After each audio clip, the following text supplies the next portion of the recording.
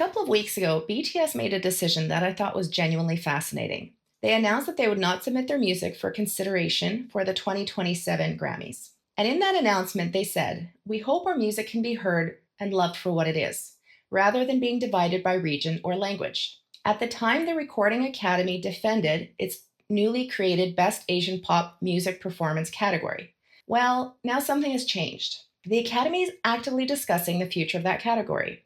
According to Billboard, Academy leaders have been speaking with musicians, labels, and managers representing different parts of the Asian music community, including HYBE, and the discussion is now involving the Academy's Board of Trustees and its Awards and Nominations Committee. So I've already seen versions of this story framed as BTS made the Grammys cave. And I don't think that's quite what we know. But I do think something really interesting is happening, because sometimes saying no doesn't end the conversation. Sometimes it changes the conversation. So what actually changed? So first, let's separate what we actually know from what people are speculating about. The category has not been canceled. There is not yet a newly announced replacement. And BTS has not announced that they've changed their mind and will now submit their music. What has changed is the Recording Academy's response. When BTS first announced their decision, Recording Academy CEO Harvey Mason Jr. said he was disappointed but respected their choice, and he defended the new category. He said its purpose was to expand recognition for Asian artists rather than divide them. And he emphasized that recognition in a genre category does not prevent an artist from also being considered in the Grammys' general fields. Now the tone is different. Mason has acknowledged that regardless of the Academy's intentions, some artists feel this category doesn't represent the music they're actually creating in the way they want it represented. And the Academy says it is taking those concerns seriously. That is a meaningful change. We've moved from "here's why we created this" to "we may need to listen again to the people this was meant to recognize." So what actually changed? The category hasn't been canceled. The response has changed. And to understand why that matters, we have to go back to what created the debate in the first place. The Recording Academy currently defines Best Asian Pop Music Performance as recognizing contemporary popular music originating from or widely recognized within Asian markets, including but not limited to K-pop, J-pop, and C-pop, with meaningful use of one or more Asian languages. Recordings entirely in English are not eligible for this particular category, although they may still qualify for other appropriate Grammy categories. And that's where the tension gets complicated, because one argument is more recognition is good. A dedicated category could mean more artists have an opportunity to be recognized. But one of the concerns being raised is if an artist is already competing globally in pop music, why should geography or language determine a separate place for that work?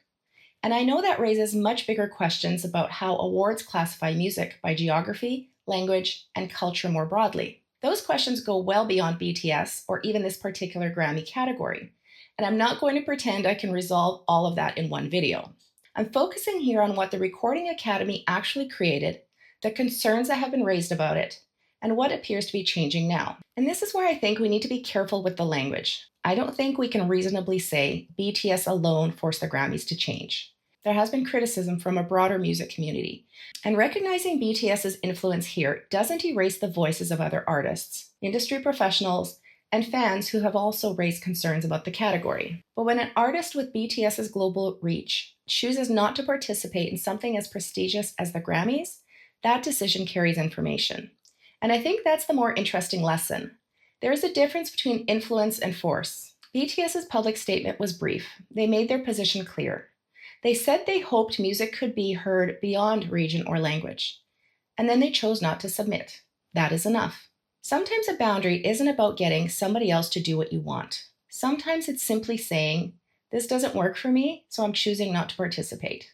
And then the other party gets to decide what they want to do with that information. And I also want to leave some room for the Recording Academy here, because I don't think reconsidering a decision should automatically be treated as humiliation.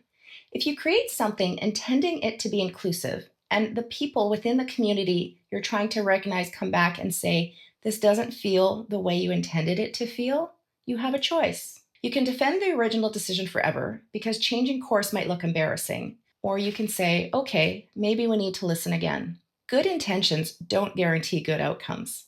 And learning something after you've made a decision doesn't necessarily mean the original decision was made in bad faith.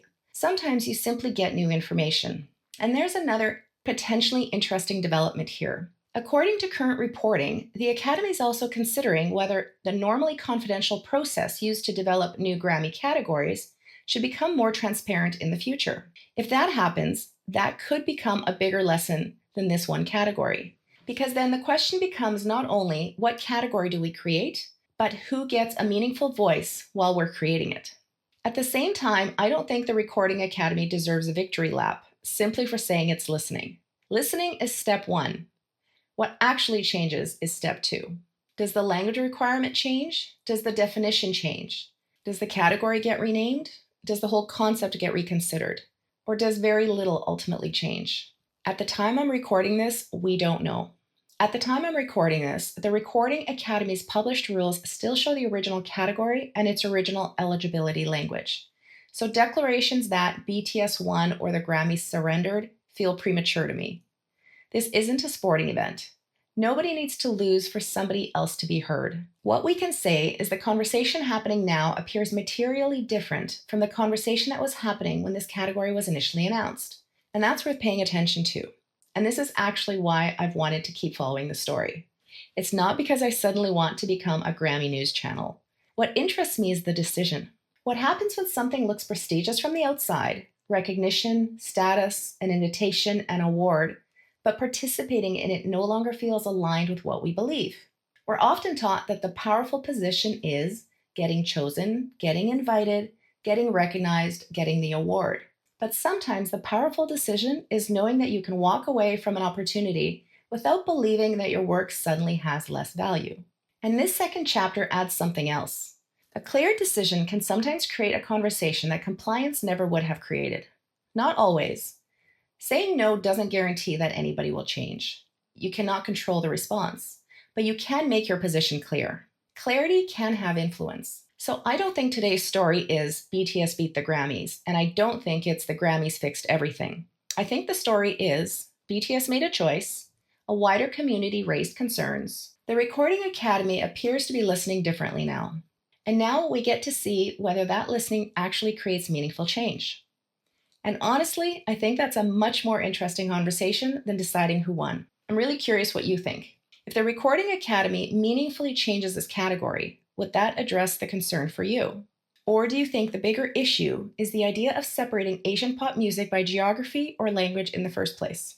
And as always, I'd really like to keep the conversation thoughtful and respectful. There are reasonable people looking at this from different perspectives. Let me know what you think in the comments, because I have a feeling this conversation isn't finished yet.